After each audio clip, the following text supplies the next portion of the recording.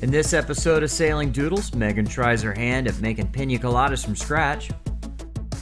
We catch a mahi. And we party for the 4th of July Miami style. We start out spending a few days in Bimini before crossing the Gulfstream and sailing over to Biscayne Bay in Miami.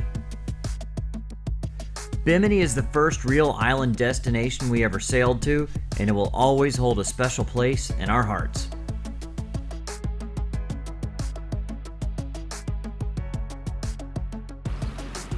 So this is where you had your first interview. It is. And I'm not near as nervous to be in front of the camera now. You sure? Yeah. Alright, Yeah. So how has the first 8 months been? Oh man, I can't wrap that into one sentence. It's been crazy. There's been a lot of ups, a lot of downs, but overall it's the best experience of my life. Awesome. Yeah. How was your first 3 weeks? Wild. Yeah? High highs and nothing too low. I was gonna say low lows, but no. Oh, good. Beautiful around here. It is. So we continued our stroll around the island to what was one of our favorite beaches the first time around. It's so crazy. This beach used to be, this is a quarter of the size that it was last time. It used to be sprawling white sand, and now it's just a little sliver. Apparently a pretty big storm had come through a few months prior and washed away most of the beach. Of course, we still had a pretty great time hanging out there. Of course, after a little beach time, it was back to the boat to say hello to the puppy dogs. High tide in the Bahamas means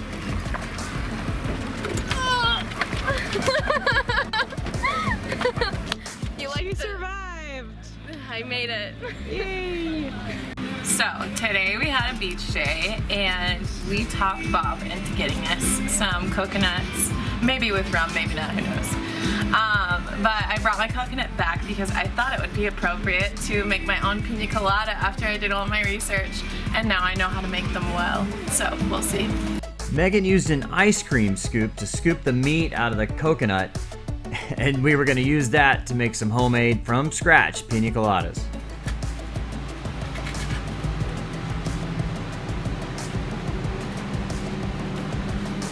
Done. All of that meat just from 1/2. So everybody's going to the grocery store or to the liquor store to get some rum and some pineapple juice and such, so we're gonna try and make some yummy pina coladas on the boat. So of course for a pina colada you need some ice, some white rum, some spiced rum, some pineapple juice, and what we were hoping was the secret ingredient, some fresh coconut.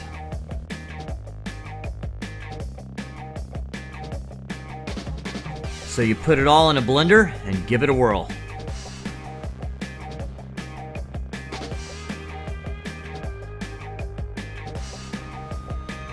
Unfortunately, I don't think our blender was quite up to the task, as it really had a hard time chopping through all the coconut meat. And then you top off the pina colada with a floater of spiced rum, of course.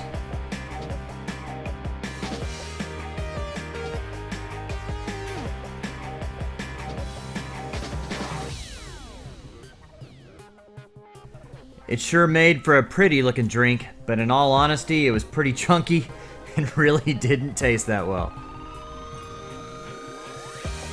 That didn't stop us from drinking them anyway. There's more than just pina coladas to Bimini. Ernest Hemingway lived on the island for a few years. These are the ruins of the house he lived in. Legend has it he challenged all the Bimini Islanders to a boxing match and would pay him $250 if they won. 5 people battled him, but he beat them all.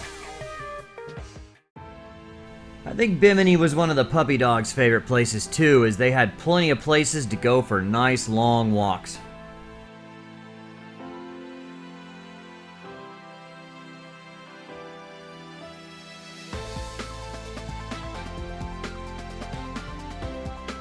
I'm not a big fan of this place though.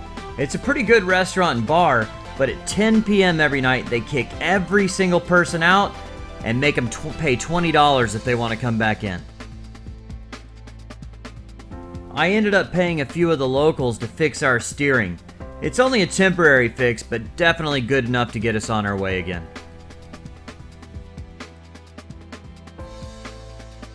So sadly, it was time to leave Bimini behind us. Really is a special place, and I miss it already.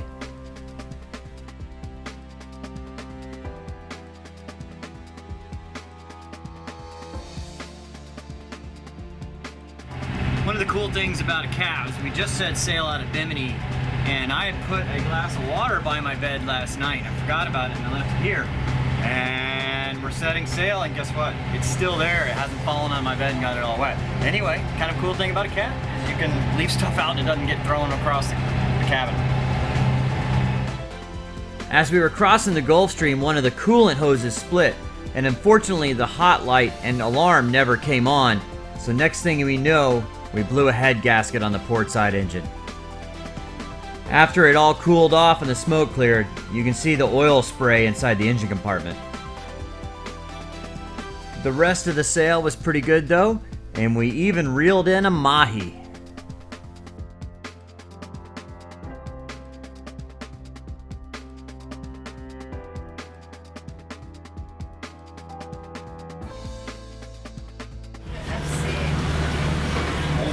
What you doing?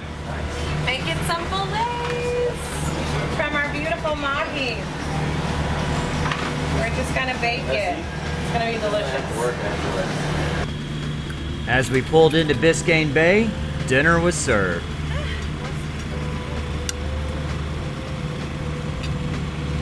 How is it? It's amazing. Fresh. Mahi. It's bomb. How do you like it, Megan? I'm in love. No words are coming from me. I'm not really much of a fish guy. I think it's pretty good. So, really good. We're here in Miami for 4th of July. We have some friends on the boat, so we have put together a few snacks and things.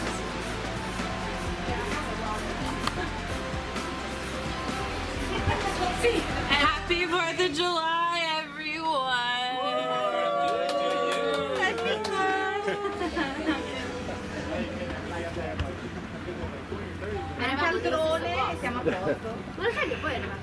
We made it on one engine. Woo! Made it. Yeah, I know. It was a harrowing sail, all 3 miles. Yeah. We encountered rain and a storm. And You're not lying. everybody was getting scared. Everybody was getting scared. We didn't think we were gonna make it. Right. Now we celebrate with them. Now it's time for Coors Light. It's my first 4th of July, so There you go. Yeah. there's no better place. We're gonna show you how we do it. That's right. And look at these houses. I know. Good Lord. Technically, you can't own the beach, so we can go up to high tide. I would really like to swim over there. Is that volleyball that I see? Hey, Maverick.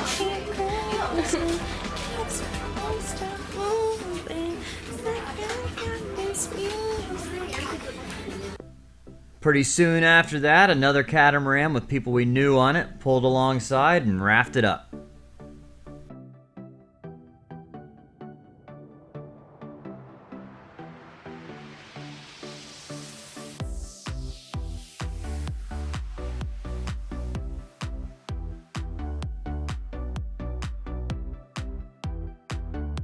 Not long after, another boat pulled along on our starboard side and rafted up as well.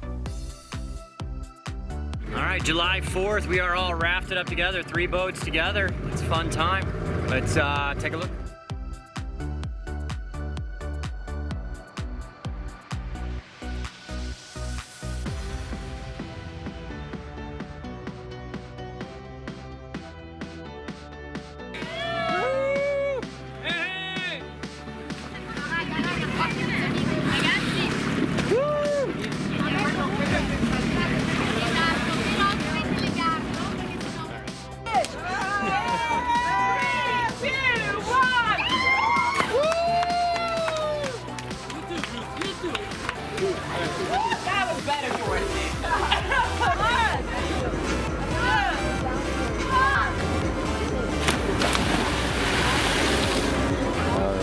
No matter how busy it gets, you have to sit back with your boys and watch the sunset.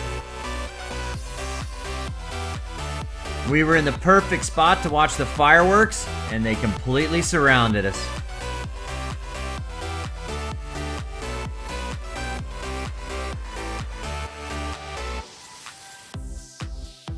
And of course, there was plenty of law enforcement making sure everybody was safe as well.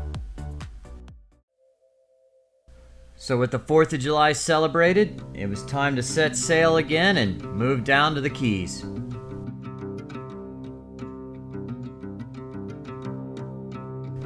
I really do think the puppy dogs are starting to enjoy sailing. This is a pretty cool area known as Stiltsville. The first one of these houses was built in 1933 by Crawfish Eddie. They did it in an attempt to get around prohibition and gambling, because these were offshore and not subject to their jurisdiction.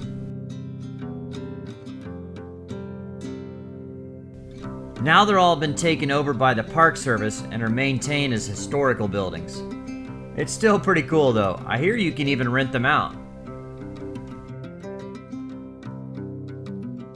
Miami's a fun town, but we were happy to be putting it behind us.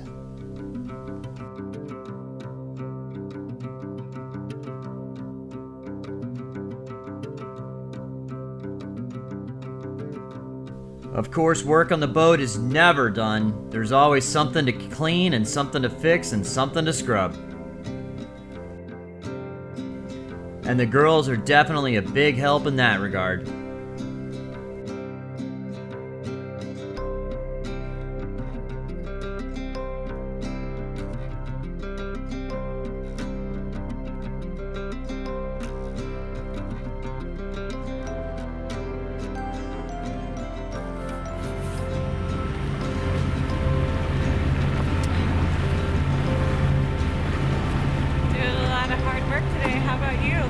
Yep, it's sailing.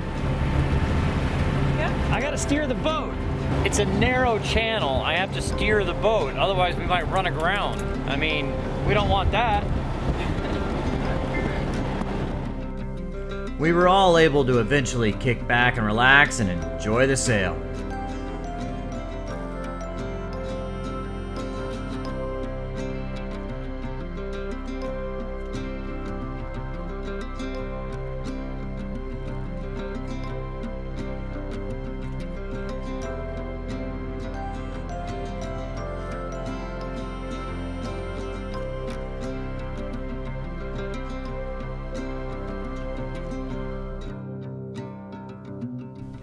This video channel is funded by viewers like you. It would really help us out if you would go to sailingdoodles.com and find out how to become a patron.